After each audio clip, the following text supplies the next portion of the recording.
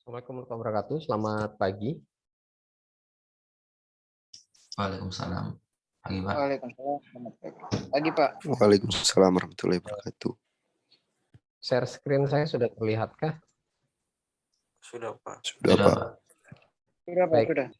Hari ini saya janjikan kemarin akan melakukan hand on lab lah ya untuk beberapa materi lab yang menurut saya penting untuk disampaikan kepada Anda. Jadi silakan Anda bisa ngikutin bareng, atau kalau misalkan memang terkendala jaringan dan segala macam, nanti juga akan saya share kembali videonya, baik itu di channel YouTube saya maupun ya kalau Anda mau download, saya juga bisa kasih link downloadnya yang dari Zoom meeting kita. Jadi hari ini kita sampai dengan akhir perkuliahan kita akan coba beberapa skenario di dalam hand-on lab-nya Cisco Network Academy. Filenya juga sudah saya kirim ya di grup WhatsApp kita, jadi Anda bisa download dan bisa lihat di situ. Nah, yang pertama ini lab tentang hash function ya. Mungkin dari dosen yang sebelumnya juga sudah menyampaikan tentang fungsi hash sebagai salah satu mekanisme untuk mengecek integritas sebuah file atau sebuah data. Masih ingat fungsi hash ada apa aja? Kira-kira ada yang masih ingat hash function? Dituliskan di chat daripada saya tanyain satu-satu. Ada yang masih ingat mungkin hash function? Fungsi hash apa saja?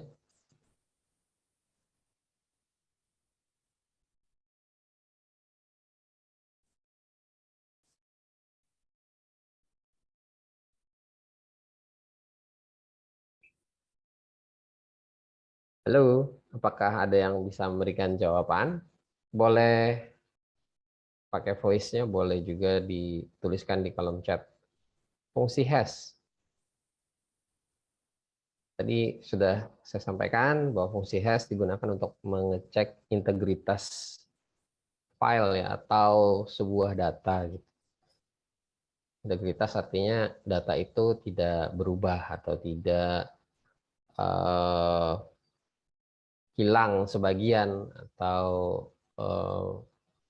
terjadi perubahan bentuk lah. Jadi kita bisa melakukan pengecekan apakah data itu ketika dia dikirim sama dengan ketika dia diterima. Nah, fungsi hash bisa dikenakan ke data tersebut untuk mengecek integritasnya, bahwa data itu tetap konstan, tidak berubah sama sekali. Yang ingin saya tanyakan, fungsi hash-nya apa saja? Mungkin ada yang pernah pakai atau ada yang sering menggunakan, entah itu untuk keperluan download atau anything. Ada yang bisa ngasih pendapat mungkin? Boleh di chat atau boleh di unmute. Kalau nggak ada, saya tanyain aja satu-satu kalau gitu. Yang paling awal aja deh yang saya tanyain. Supriyanti, ada orangnya?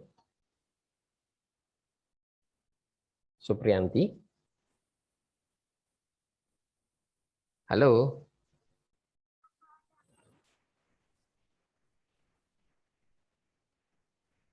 Pertanyaannya masih sama ya, Supriyanti? Sebutkan aja satu atau dua contoh fungsi hash atau algoritma hash.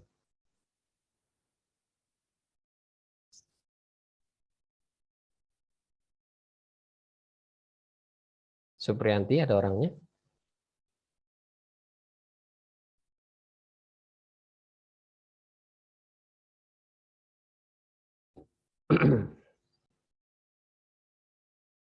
Enggak ada.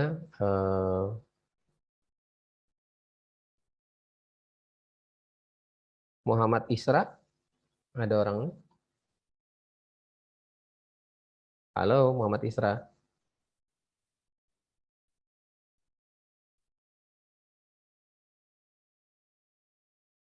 Muhammad Isra?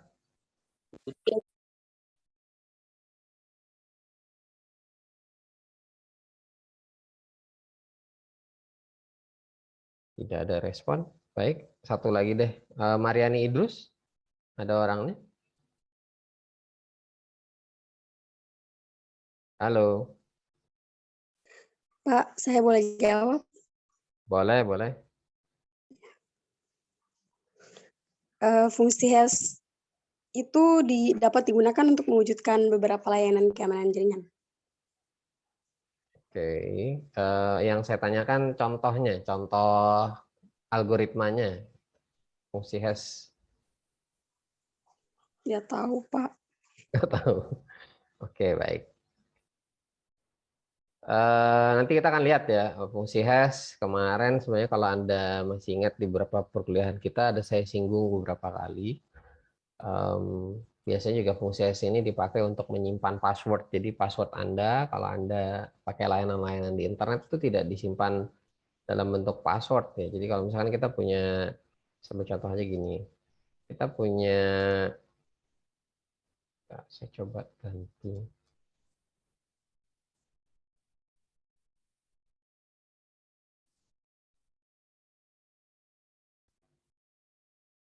Nah, kita punya password misalkan seperti ini. Ini username-nya, kemudian ini password-nya. Nah, password-nya itu tidak disimpan dalam bentuk password seperti ini. Jadi sekali lagi, untuk password, walaupun kita kasih 1, 2, 3, 4, 5, 6, itu nggak akan disimpan seperti ini. Password itu akan dirubah dalam bentuk yang lain. Jadi disimpannya ini hash function.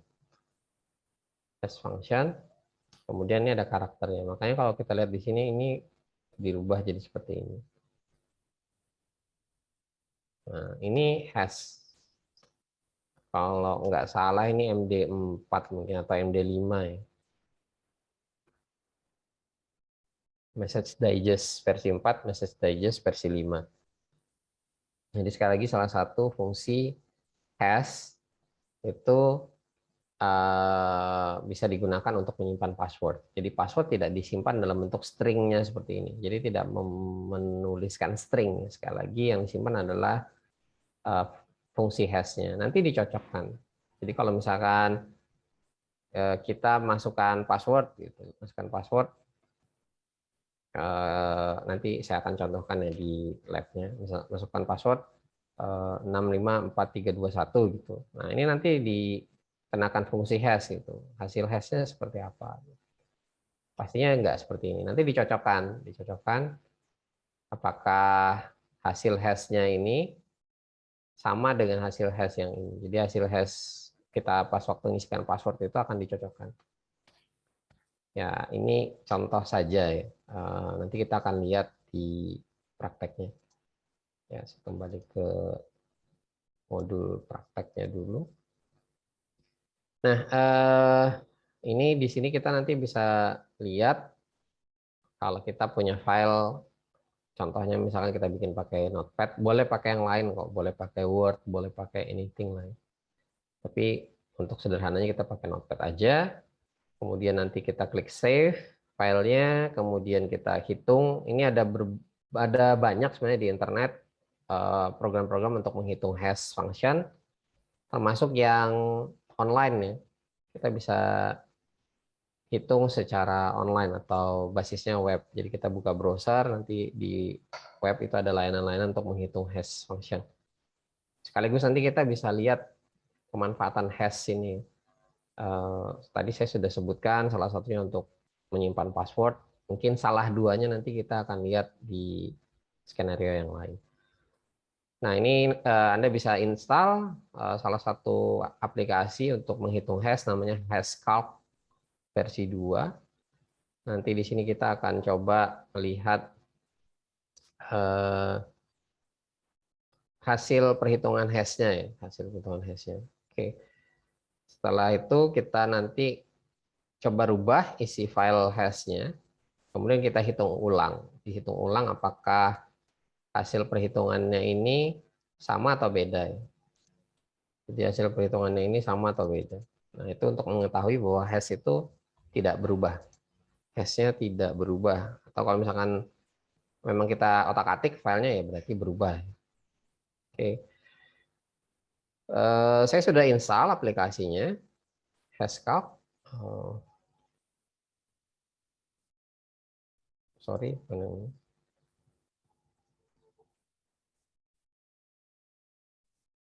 saya full screen kan saja.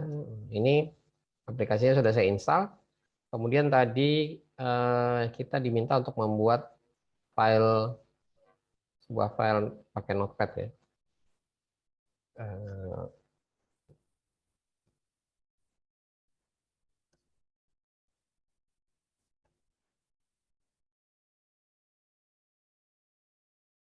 Ini teksnya, kemudian kita bisa simpan. Biar mudahnya saya simpan di direktori C saja punya saya. Saya kasih nama lab hash.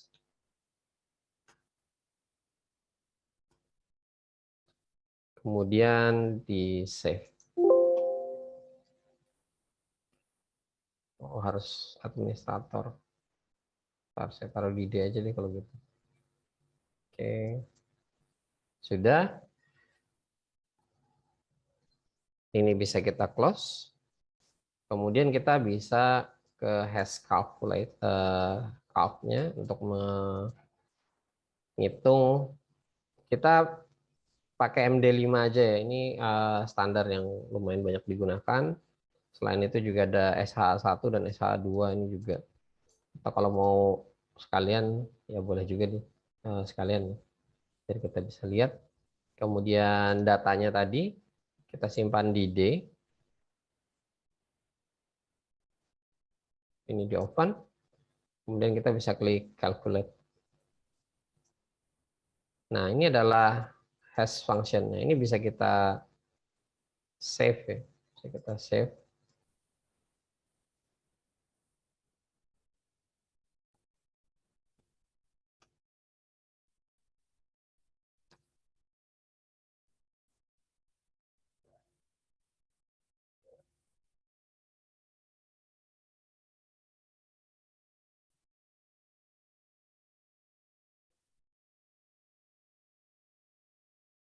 Ya, saya save di sini. Kita pakai SH1 saja ternyata.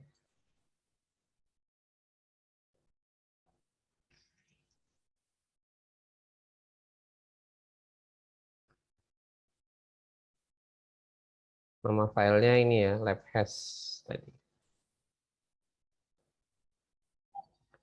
Nah,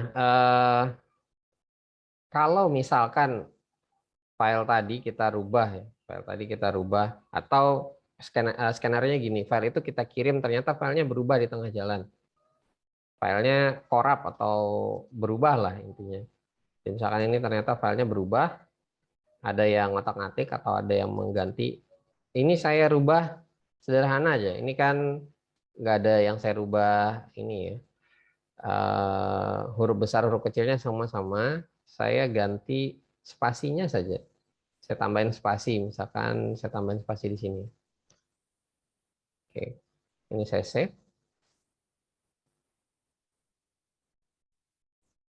Ingat ya, ada spasi di sini tambahannya.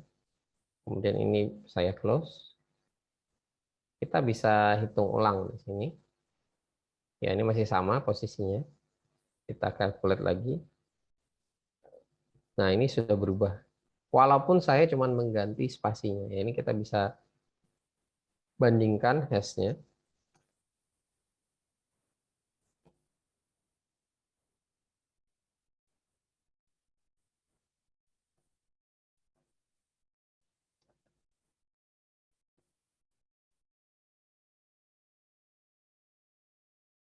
Jadi ini sebelum dan sesudah kita lihat hasil hash-nya ternyata berbeda ya.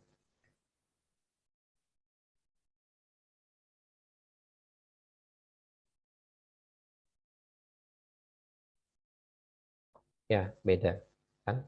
Ini dan ini. Artinya apa? Artinya ada yang mengotak-ngatik file ini. Ada yang merubah file ini. Walaupun itu cuma menambahkan spasi saja. Coba kita kembalikan lagi. Spasinya kita kembalikan. Save. Ini bisa kita close. Kita hitung ulang. Calculate. Kembali ya. Kembali. Saya kembalikan spasinya tadi kembali. Ini sama.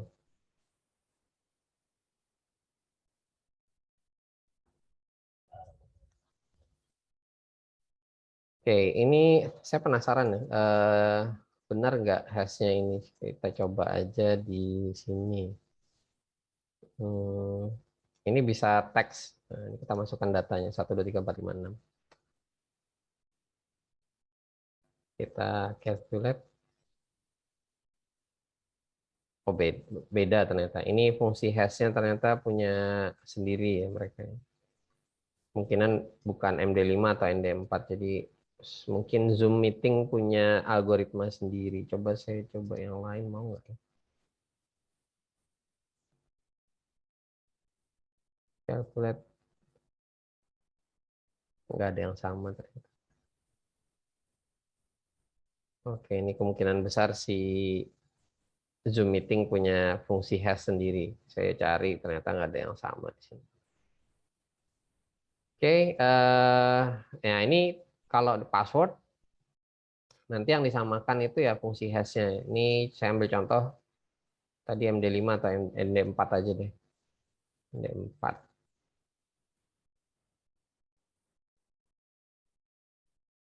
Calculate.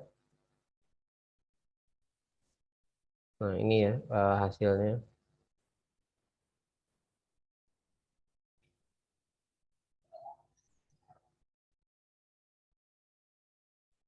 Nah, biasanya nanti ketika kita mengisikan password di layanan-layanan entah itu Google, Facebook, dan yang lain-lain, itu yang dicocokkan kembali adalah fungsi hashnya. Jadi ketika kita username dan password kan, username siapa gitu, passwordnya apa gitu. Nah, misalkan Dedi Cahyadi gitu, passwordnya ini rahasia. Nah ini rahasia ini nanti dikenakan hash function, dirubah dalam bentuk hash function. Baru nanti dicocokkan dengan database. Di database hasil MD5-nya ini, misalkan ini kita kasih variabel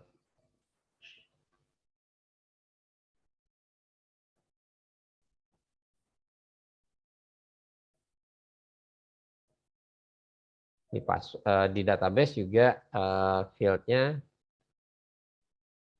dalam bentuk MD4 juga ya, kalau misalkan MD4.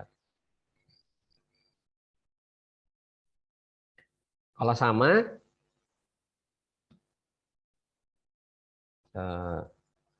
ini boleh login. Kalau nggak sama, tidak boleh login.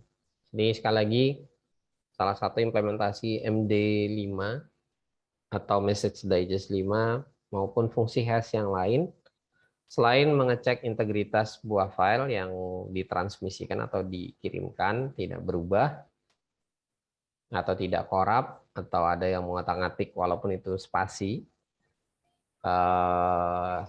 fungsi lain kita bisa gunakan untuk menyimpan password. Jadi password tidak disimpan dalam bentuk stringnya, tapi password disimpan dalam bentuk fungsi hash, hasil fungsi hash. Boleh MD4, tapi saya tidak menyarankan MD4 karena sudah rentan atau rawan untuk dibobol. Anda bisa pakai MD5 atau pakai SHA 256 atau bikin sendiri. Ya, ini seperti punyanya Zoom ini, dia bikin sendiri ini. Lumayan pendek ya stringnya. Hash functionnya gitu. Nah, saya akan perlihatkan pemanfaatan yang lain untuk fungsi hash ini. Kita bisa gunakan untuk mengecek file yang kita download, apakah file tersebut ketika kita download tidak mengalami perubahan. Jadi begitu sampai di komputer kita nggak mengalami perubahan. Kalau filenya cuma 1, 2 ataupun sampai dengan 100 mega, fine lah ya, nggak masalah. Tapi kalau misalkan filenya bergiga-giga gitu, 1 giga, 2 giga atau lebih, dan itu mau kita pakai untuk instalasi, misalkan kita menginstal sistem operasi Ubuntu gitu, kita download ISO-nya dari mirror atau dari repository, kemudian sampai di komputer kita, kemudian kita install tanpa kita lakukan pengecekan integritas filenya. Yang terjadi ketika filenya itu korup atau terjadi perubahan tengah jalan, kita sudah install capek-capek gitu ya. Mungkin kita ambil image yang sangat besar, yang belasan giga gitu. Install sudah setengah jam, tiba-tiba di tengah jalan karena filenya korup, instalasinya gagal. Kalau gitu kan akhirnya kita mubazir ya waktunya, sia-sia gitu. Kita harus download ulang, kita install ulang. Dan itu menghabiskan waktu yang cukup banyak. Nah, jadi kita bisa gunakan pemanfaatan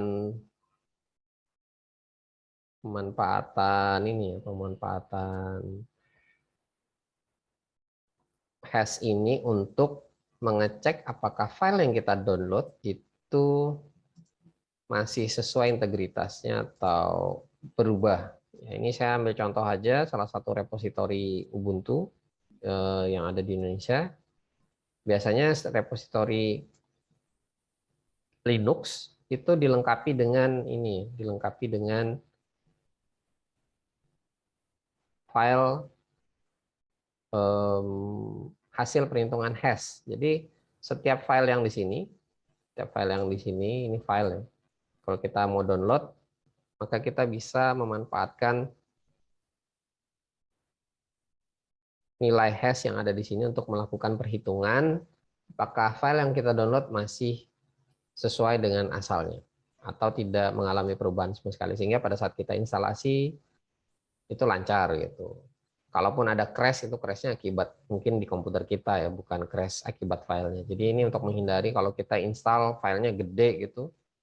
Misalkan Anda download ISO-nya Windows 10 gitu ya. Windows 10 mungkin sekitar 4 sampai dengan berapa itu 6 kayaknya. Di D saya ada ini.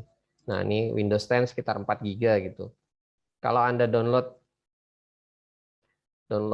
begitu saja,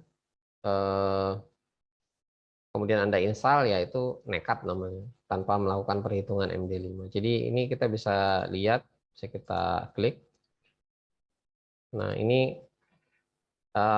hasil hash-nya ya. Ini hasil hash yang dihitung oleh si repositori Ubuntu. Jadi kita nanti akan mencocokkan apakah file yang sudah kita download ini sesuai fungsi hash-nya atau mengalami perubahan. 1 byte saja yang berubah di dalam file tersebut, maka akan mengganti atau hasil hash-nya akan berbeda. Jadi fungsi hash-nya nanti begitu dikenakan pasti nilainya akan berbeda walaupun itu hanya 1 byte. Oke, ini tadi sudah saya download. Ini sudah saya download ya. Ubuntu 20 versi 20.04 versi desktop yang ini yang saya download. Sebentar saya share full aja. Ya, saya sudah download. Nah, ini besar 2,86 giga. Kalau saya nekat instalasi desktop, pastinya nanti akan bermasalah kalau misalkan ternyata filenya korup di tengah jalan. Kita mau hitung apakah Ubuntu 20.04 ini integritasnya masih tetap utuh. Jadi ini pakai SHA 256 ya, SHA 256. Kita bisa buka tadi hash calculate di sini. Kita ganti file. Kita cari filenya tadi di bagian download. Ini filenya 2004 desktop AMD 64. Open. Kita mau cari nilai SHA 256 saja. Kalau sudah, ini bisa diklik calculate. Kalau filenya besar agak lama, fine, bisa kita tinggalkan. Kalau misalkan cukup lama, kadang ada tulisan not responding, itu tidak terlalu bermasalah. Biarkan aja dia bekerja. Nah, sudah selesai. Ini hasilnya. Kita bisa coba cek di sini. Kita download Ubuntu 20.04. SHA 256 ya, dari server atau asal atau search. SHA 256 ini di lokal atau komputer kita.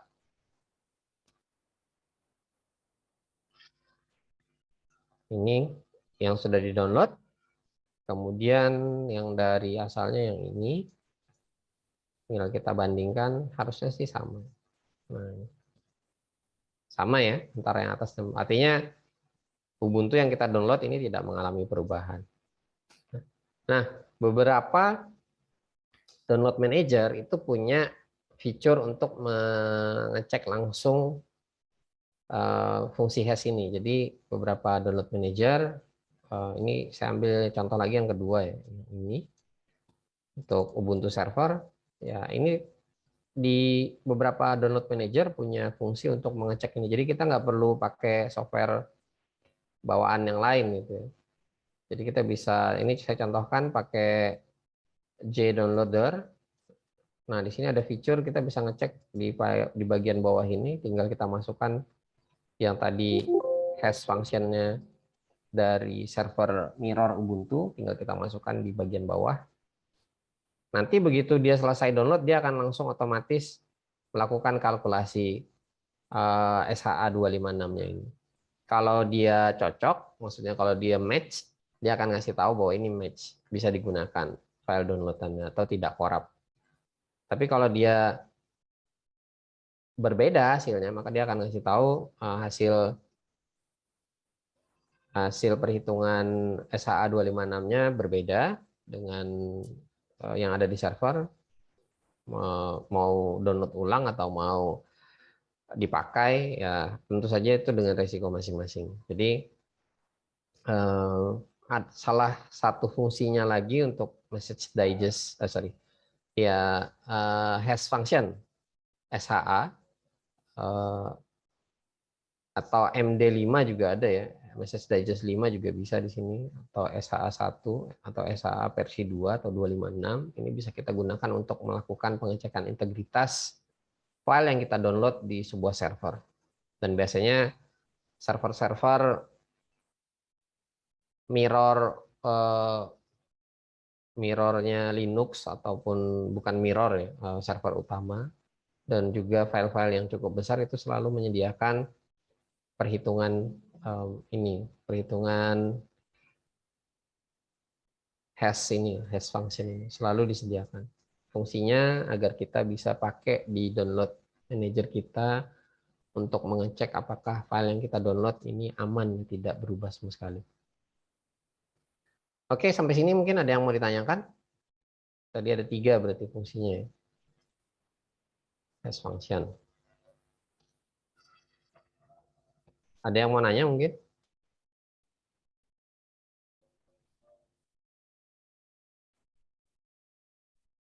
Kalau nggak ada yang mau nanya, saya yang mau nanya.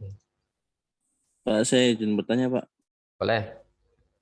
Itu kan yang teks-teks yang acak itu, Pak, yang hash-nya itu, Pak, yang kayak contoh 5FDBC itu, Pak.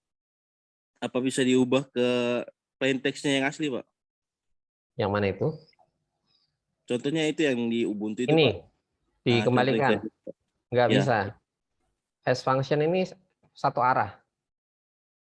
Makanya disebutkan kalau Anda lihat di buku textbook perkuliahan biasanya ada fungsi hash satu arah. Biasanya dikatakan seperti itu. Ini lengkapnya biasanya fungsi hash satu arah. Satu arah itu artinya cuma bisa ke sini aja, ke kanan. Makanya ini saya kasih tanda ke kanan. Saya kasih panah ke kanan karena memang cuma satu arah. Kalau dua arah saya kasih panahnya dua arah gitu. Jadi kalau ini bisa dirubah ke sini. Tapi kalau yang ini hasil perhitungannya nggak bisa dirubah kembalikan ke sebelah kirinya. Jadi sekali lagi hash function ini fungsi hash satu arah. Hanya bisa menghasilkan nilai yang ada di sebelah kanan fungsinya itu. Baik Pak, terima kasih. Yang lain mungkin ada yang ingin ditanyakan?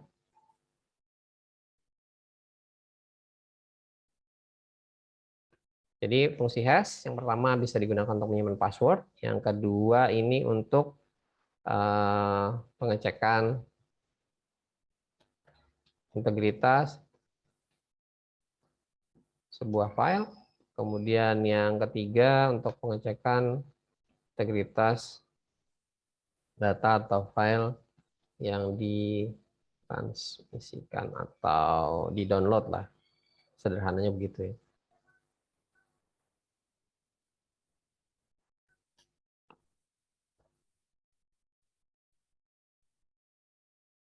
Baik, kalau tidak ada yang tanyakan, saya lanjut ke lab yang berikutnya.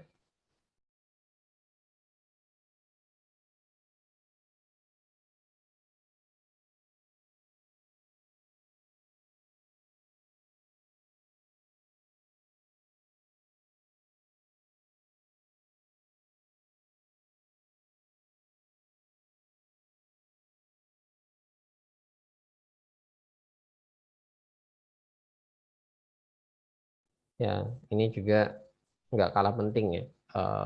Kita harus selalu membackup data-data kita karena data ini sekarang mata uang baru, istilahnya seperti itu. Jadi sekali lagi banyak orang yang lalai dalam hal melakukan backup data-datanya sehingga ya untuk mengumpulkan kembali data itu perlu uang tentu saja, dan juga menghabiskan waktu ya. Waktu itu adalah uang. Jadi sekali lagi ini juga penting, apalagi Anda mungkin yang mau skripsi, yang mau PKL, jangan sampai data skripsi ataupun PKL Anda hilang. Pasti Anda bisa menangis berhari-hari kalau skripsi Anda itu datanya hilang. Anda bisa tanya ke senior-senior Anda yang pernah kehilangan data skripsinya padahal sudah mau maju pendadaran atau maju seminar hasil gitu ya. Silahkan ditanyakan deh. Coba tanya-tanya pengalaman kehilangan data skripsi dari senior-senior Anda. Gimana rasanya gitu. Kalau belum ngerasain sih mungkin lempeng-lempeng aja sekarang. Tapi kalau sudah ngerasain Anda akan merasa sangat menyesal sekali lalai dalam hal melakukan backup. Nah, backup ada dua jenis sebenarnya. Ada backup yang kita bisa lakukan dengan menggunakan storage eksternal kita, maksudnya pakai flash disk, pakai hard disk eksternal. Ada juga kita bisa melakukan remote backup dengan menggunakan cloud storage. Entah itu basisnya cloud internal, misalkan di kantor atau di kampus punya SAN atau NAS yang bisa di setup buat keperluan backup lokal, atau kita backup maksudnya di dalam LAN kampus ya, atau kita mau backup ke server-server cloud yang menyediakan layanan cloud storage, entah itu di AWS, di Google, ataupun penyedia layanan cloud storage lainnya. Intinya kalau punya data backup. Kemudian yang kedua, kalau kalau datanya itu menurut Anda sangat personal, tidak boleh bocor ke pihak lain, saya menyarankan backupnya cukup di hard disk eksternal beberapa gitu ya, maupun di flash disk. Jangan di backup ke cloud gitu. Kalau itu data vital, data yang terkait dengan keamanan negara, ya itu sangat riskan. Jangan di upload ke public cloud storage gitu, entah itu AWS, Google, Dropbox, dan yang lain-lain. Nah, di dalam Windows sebenarnya kita bisa menggunakan backup dan restore feature ya. Jadi kita bisa menggunakan feature backup and restore. Saya coba full screen-kan saja. Ini saya tutup dulu. Sip.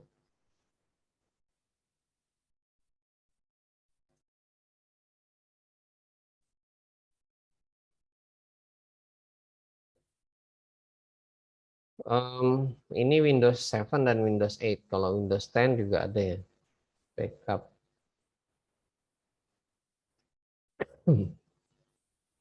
Nah, kita tinggal nambahkan drive di sini. Kita mau backup kemana? Sebentar, mungkin saya coba ambilkan storage eksternal dulu ya, sebentar.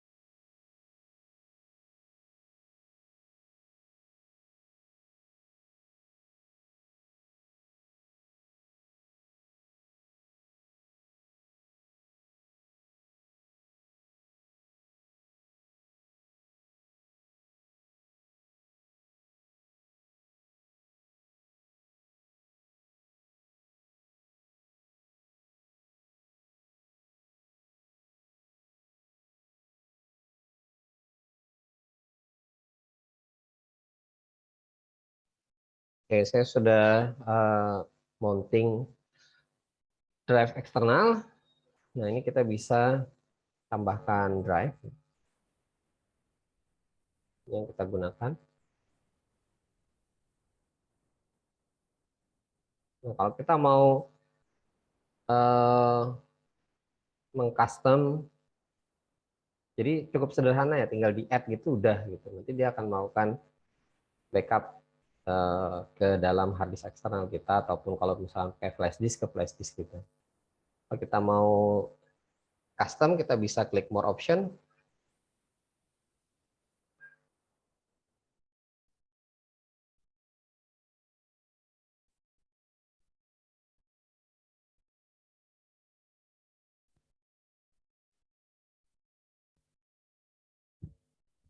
Oh, nggak muncul ini, oh agak lama ya.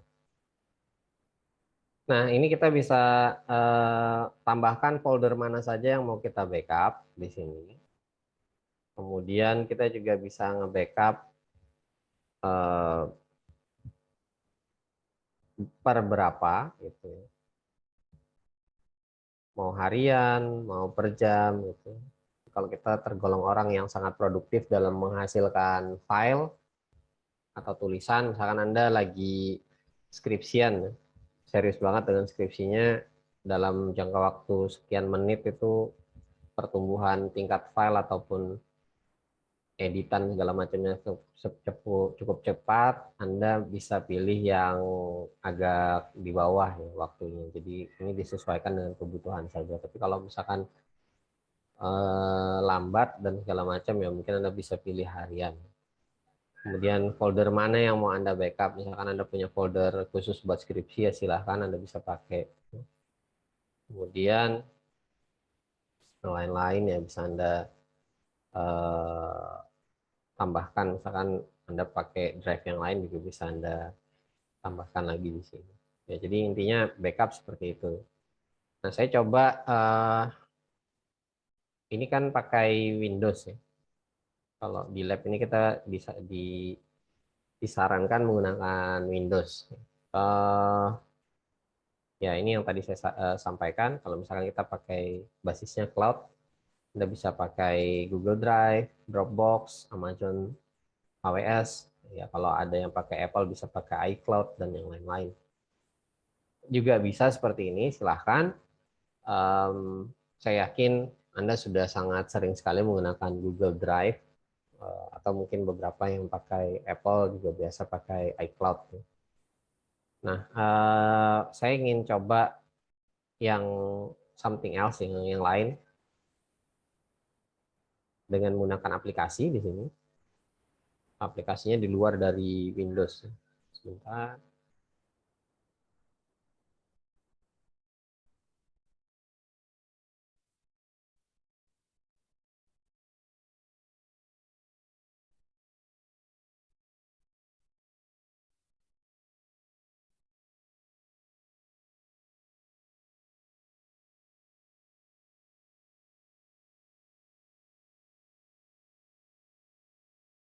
Nah, saya di sini pakai Syncback ya. Syncback ini yang sering saya gunakan. Apapun lah softwarenya. Kalau saya sih tidak, ini udah ada update-nya ternyata, bisa di-ignore.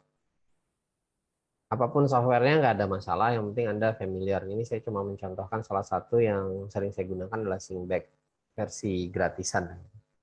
Ini bisa kita lakukan untuk membackup dan buat mensynchronize.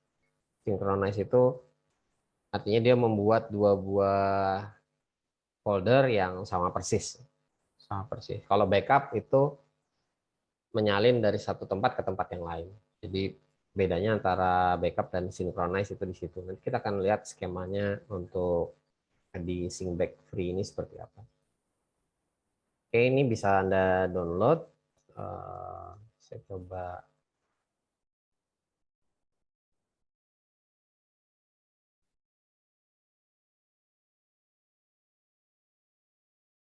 Anda bisa download di sini. Saya taruh di chat.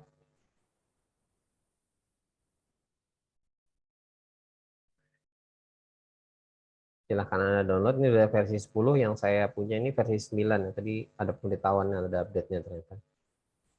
Oke. Nah ini saya contohkan, saya ingin membackup folder materi kita ini aja ya. Ini saya cuma contohkan yang kecil aja. Di sini create new. Kemudian kita kasih profile, misalkan keamanan data. Kemudian next. Nah ini tadi yang saya sampaikan, backup dan synchronize. Ada mirror juga ya. Ini membuat mungkin membuat Anda agak bingung. Tapi nanti seiring dengan waktu Anda akan tahu bedanya antara backup, synchronize, dan mirror. Di sini juga ada keterangannya. Kalau backup ya Anda copy satu tempat ke tempat yang lain. Oke, ini kita backup, next. Kemudian karena kita pakai internal, nggak pakai cloud ya. Kalau cloud misalkan Anda pakai di sini cuma disediakan FTP. Misalkan Anda punya FTP server, Anda bisa pakai FTP-nya. Nah, ini kita local backup saja, internal ke internal, done. Oke. Begitu selesai done, kita bisa pilih sumber yang mau kita backup. Tadi saya mau backup Cisco ya, materi Cisco kita yang praktek ya. Ini select folder, kemudian destination-nya kita boleh kita buat dulu di sini. Misalkan kita mau buat namanya backup.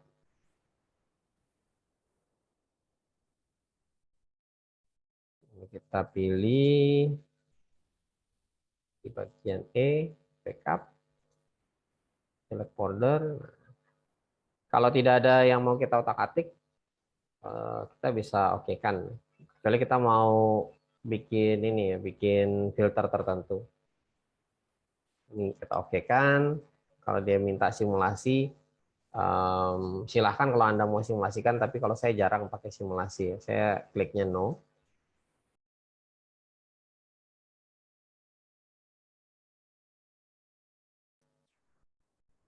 Nah, ini sudah jadi profilnya, ini belum running. Jadi kita bisa klik kanan, kemudian di run.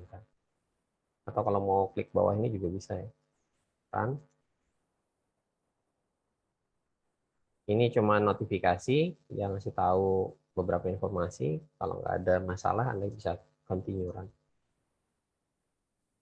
Sudah selesai. Kita bisa lihat. Ini hasilnya di sini ya.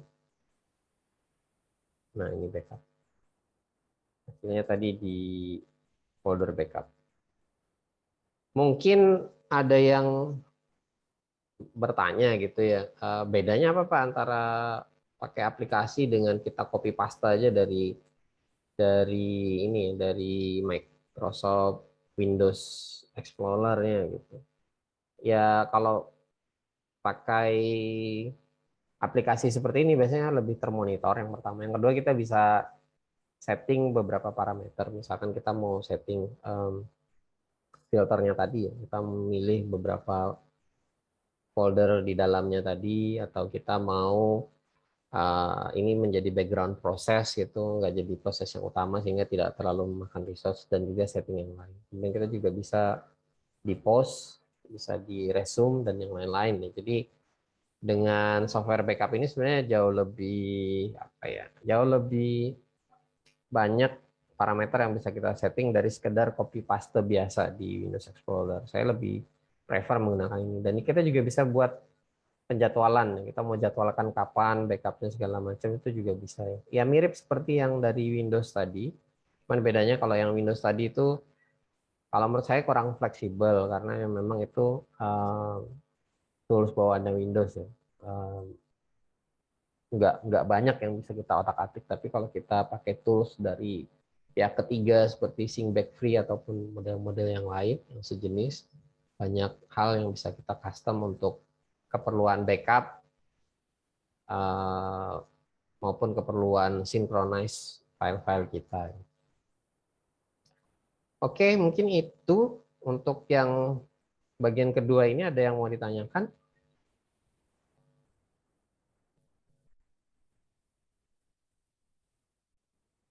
Belum ada, Ya. Pak. Oke, ini kita bisa lihat.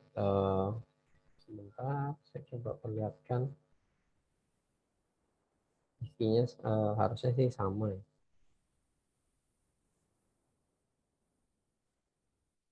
Ini yang di dalam hard disk saya, yang kemudian ini di dalam E-nya. Jadi sama ya. Ini dengan sebelah sini sama. Tidak ada yang berbeda.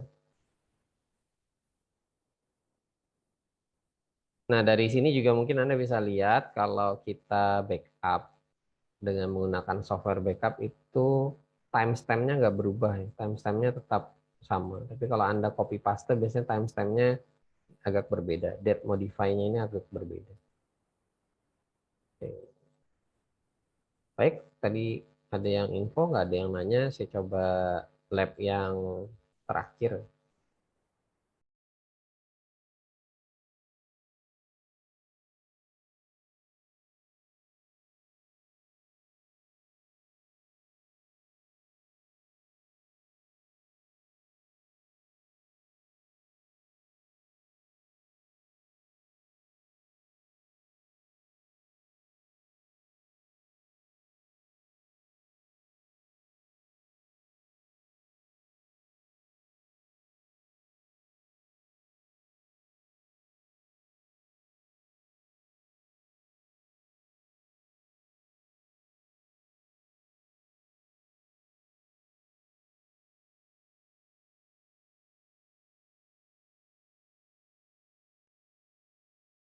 Silakan tulis di kolom chat.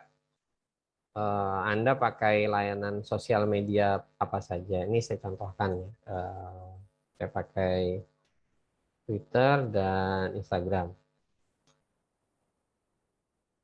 Silahkan Anda tuliskan di kolom chat kita, Anda pakai sosial media apa. Silahkan, setiap orang tuliskan di situ. Ya, anggap saja ini termasuk ini ya, presensi Anda lah, kan ketahuan siapa yang hadir pasti akan tulis di situ. Silahkan Anda tuliskan.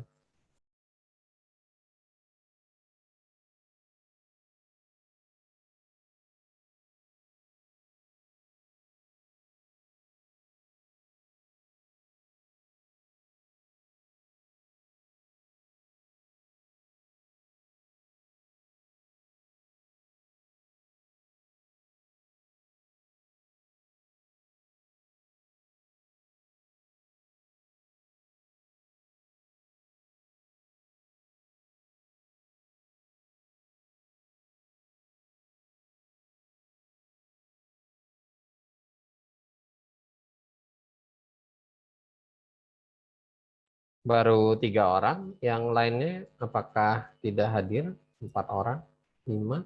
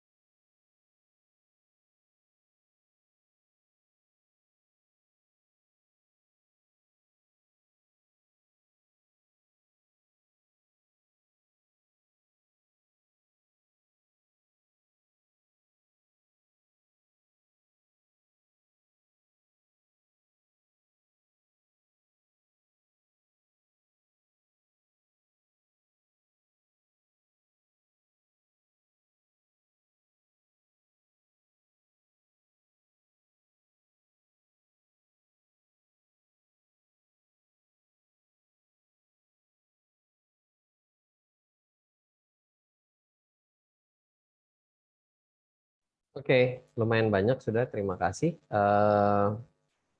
Untuk Facebook dan Google sudah pernah kita bahas ya. Saya ingin ada yang menarik sebenarnya, ada TikTok di sini. Belum ke sana, mungkin saya ingin preview dulu di lab yang berikutnya ini. Ya ini sebenarnya saya ingin Anda aware dengan data pribadi Anda. Jadi sekali lagi, yang namanya keamanan informasi itu dimulai dari diri sendiri, dimulai dari pribadi masing-masing. Bukan berharap dari institusi, bukan berharap dari orang tua, ataupun berharap dari pihak lain. Jadi sekali lagi, yang namanya keamanan data itu dimulai dari diri sendiri. Nah, yang pertama yang harus Anda aware ataupun sadari bahwa apapun yang Anda posting ke internet itu uh, bisa jadi diakuisisi menjadi hal yang bisa jadi menguntungkan Anda, bisa jadi juga merugikan Anda.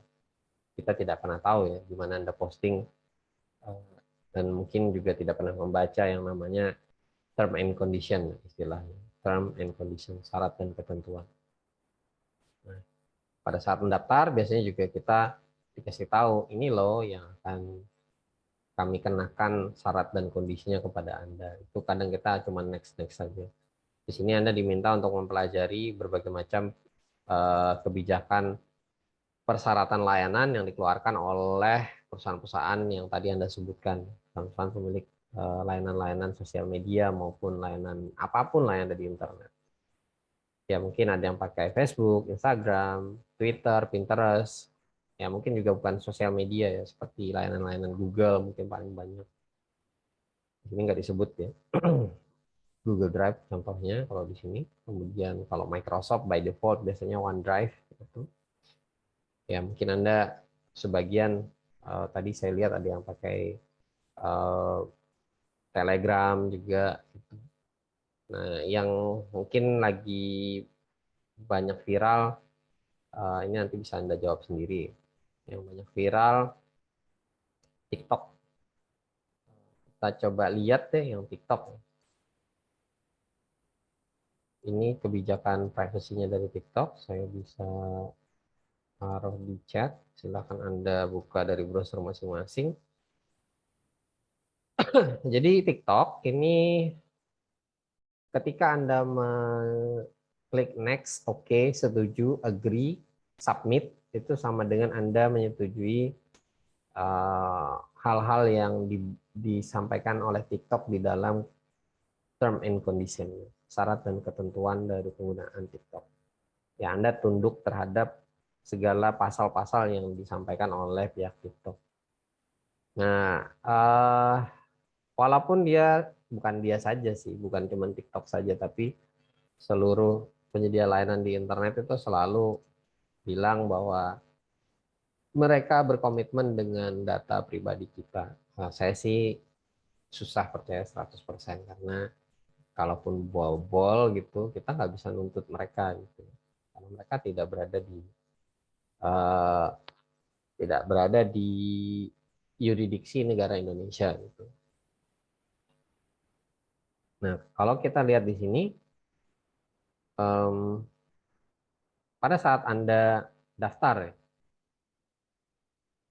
jadi pada saat Anda daftar, maka si TikTok sudah mulai mengumpulkan dan memproses informasi yang diberikan kepada servernya TikTok. Jadi saat Anda mulai membuat atau mendaftarkan akun TikTok, jadi saat mulai daftar sampai dengan Anda mulai upload konten apapun di dalam TikTok. Nah, termasuk kalau kita nggak pernah pakai TikTok nih, kami nggak pakai TikTok, Pak. Tapi Anda lihat gitu ya, Anda lihat, Anda buka, kan bisa tuh dilihat, dibuka sama Facebook kan gitu juga. Walaupun kita bukan membernya Facebook, tidak register di Facebook, tapi kita juga bisa buka Facebook. Google juga gitu, kita bisa buka google.com tanpa harus mendaftar akun Google. Nah, ketika kita mengunjungi situs-situs tersebut atau layanan-layanan tersebut, juga dikumpulkan informasi tentang kita. Jadi, walaupun tanpa membuat account, ya kita kena juga sebenarnya. Informasi tentang kita tuh dikolektif. Kemudian karena mereka sudah mengumpulkan data kita, maka mereka bisa membagikan informasi kita ke pihak-pihak yang mereka tuju atau yang berafiliasi dengan TikTok.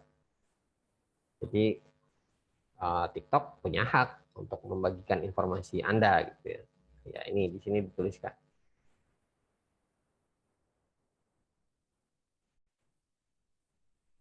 Nah, kalau misalkan ada tuntutan hukum nih dari Interpol, dari FBI, atau dari negaranya mana sih di sini? Kalau di sini dia Singapura ya. Singapura. Kalau misalkan pemerintah Singapura menuntut konten Anda gitu, menuntut konten Anda, ya ini juga bisa diajukan ke meja hijau. Jadi kalau yuridiksinya Singapura ya dia ikuti hukum Singapura. Nah, jadi kalau Anda menjelek-jelekan pemerintah Singapura dengan menggunakan TikTok, kemudian si pemerintah Singapura nggak suka, dia meminta barang bukti ke TikTok, maka itu akan dibeberkan kepada pemerintah negara Singapura. Anda bisa dituntut mungkin dengan hukum internasional atau apa, saya kurang ngerti, tapi ketika TikTok ini digunakan oleh Anda menjelek-jelekan negara Singapura misalkan, TikTok bisa dituntut oleh pemerintah Singapura untuk membeberkan data-data yang sudah Anda upload. Pak, kalau datanya saya hapus gimana? Saya sih tidak pernah percaya data tersebut dihapus. Jadi kalau Anda punya Google Drive, Anda punya apapun yang pernah Anda simpan atau Anda posting, baik itu di Facebook, di Twitter, maupun di layanan apapun yang ada di internet, itu tidak pernah benar-benar dihapus. Sekali lagi, apapun yang Anda posting di internet, itu tidak pernah benar-benar dihapus. Yang ada cuma diberi flag, diberikan penanda bahwa itu tidak pernah lagi diakses oleh Anda. Dan itu akan disimpan, diarsipkan. Jadi sekali lagi, data-data Anda itu adalah mata uang buat para kolektor data ya, termasuk TikTok, Facebook, Google, dan yang lain-lain. Karena apa ya? Karena itu akan jadi aset mereka untuk mereka cari duit. Ya, mereka cari duitnya dari data Anda.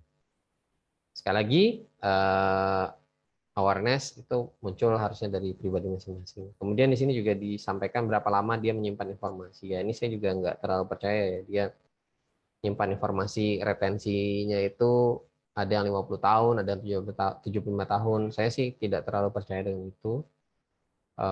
Bisa jadi lebih dari itu. Nah, kemudian apa saja data yang dipakai? Ya, informasi pribadi Anda, kemudian konten-konten Anda, dan juga mungkin Anda nge-like sesuatu konten, itu disimpan sama mereka. Informasi perilaku, nge-like, dislike, komen, ya ini semua disimpan. Kemudian informasi-informasi lain dari pihak ketiga, ini juga disimpan oleh si pihak TikTok. Mungkin juga ada yang pakai TikTok untuk bisnis, ya. Mungkin juga ini akan disimpan oleh si TikTok. Nah, ini juga dikumpulkan biasanya dari perangkat. Anda pakai IP berapa, akses pakai Android atau pakai laptop, kemudian zona waktu dan segala macam, ini juga sampai dengan posisi koordinat GPS Anda juga beberapa layanan itu kadang di tracking. Anda ketahuan aksesnya dari rumah misalnya, atau Anda ketahuan akses TikTok seringnya di kampus gitu ya, itu akan ketahuan. Termasuk ini tadi ya, lokasi. Dan yang lain-lain, dan yang lain-lain. Ini semua yang rawan sebenarnya kalau Anda terlalu mengekspos diri Anda ke layanan-layanan yang ada di sosial media apapun lah ya.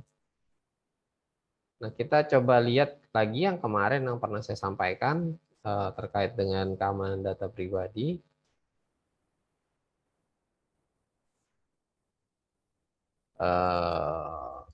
Ini di Google ya, di Google juga sama. Ketika Anda klik next, yes, agree, submit, maka Anda memberikan Google izin untuk menggunakan konten-konten Anda dan segala sesuatu. Sebenarnya sih ini sudah mulai dari Anda daftar sudah dipakai. Termasuk informasi yang ada di gadget Anda, di smartphone Anda, di laptop Anda, di tablet Anda, itu juga ditarik oleh Google. Nah, Google akan melakukan hal-hal yang ada di sini. Ini haknya Google. Kemudian ini juga akan digunakan oleh Google untuk melakukan analisa, ya sebenarnya analisa pasar sih. Sekali lagi ini semua adalah keuntungan finansial untuk pihak-pihak penyedia layanan di internet. Salah satu contohnya adalah keuntungan finansialnya Google. Jadi sekali lagi, apapun yang Anda posting dengan menggunakan teknologi-teknologi yang ada di internet, kalau Anda nggak baca ini privacy atau term and condition, persyaratan, ketentuan, dan yang lain-lain di situ, maka bisa jadi Anda menjadi objek yang dimanfaatkan, bukan Anda yang memanfaatkan mereka gitu, tapi Anda yang dimanfaatkan oleh mereka.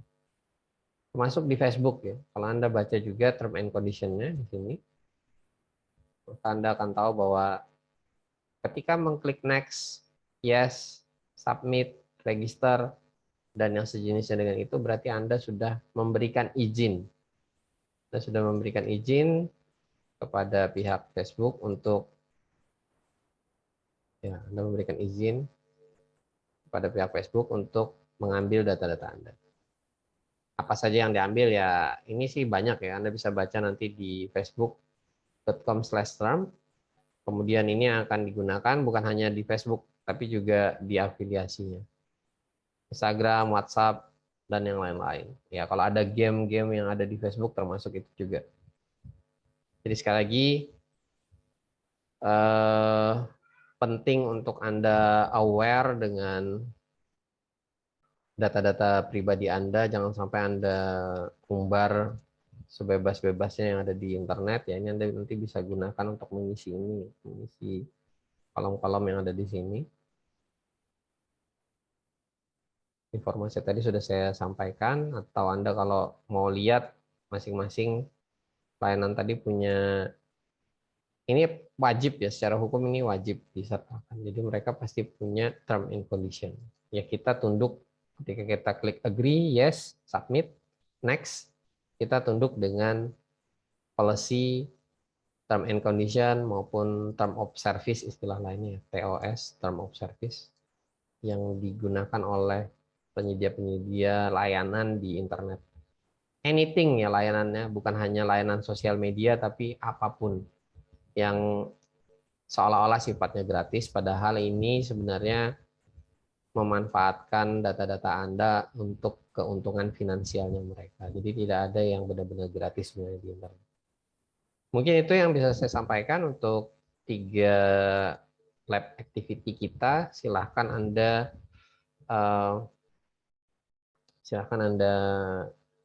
coba sendiri di tempat masing-masing. Ada yang mau nanya mungkin? Mariani Idrus, raise hand. Silahkan. Mariani Idrus. Itu raise hand. Ada yang mau ditanyakan mungkin? Halo. Belum, Udah, Pak. Pak. Itu angkat tangannya di lower hand diturunkan kalau memang nggak ada yang ditanyakan. Baik, kalau tidak ada yang ditanyakan, ini perkuliahan terakhir kita ya. Anda bisa mengerjakan kuis-kuis yang ada, silahkan diselesaikan. Kemudian untuk final exam, mau dikerjakan minggu ini boleh, mau dikerjakan minggu depan juga boleh. Jadi silahkan Anda kerjakan. Kalau Anda sudah selesai, berarti sudah selesai juga tugas-tugas Anda untuk perkuliahan kita. Akhir kata, kalau ada salah, saya mohon maaf selama menyampaikan perkuliahan. Sampai ketemu lagi di perkuliahan yang lain atau di kesempatan yang lain. Sekali lagi saya ucapkan terima kasih atas kerjasama dan partisipasinya selama perkuliahan. Saya tutup. Assalamualaikum warahmatullahi wabarakatuh. Selamat pagi. Waalaikumsalam Waalaikumsalam. warahmatullahi wabarakatuh. Ini Pak, makasih Pak. Assalamualaikum. TN meeting ya. Waalaikumsalam warahmatullahi wabarakatuh. Terima kasih.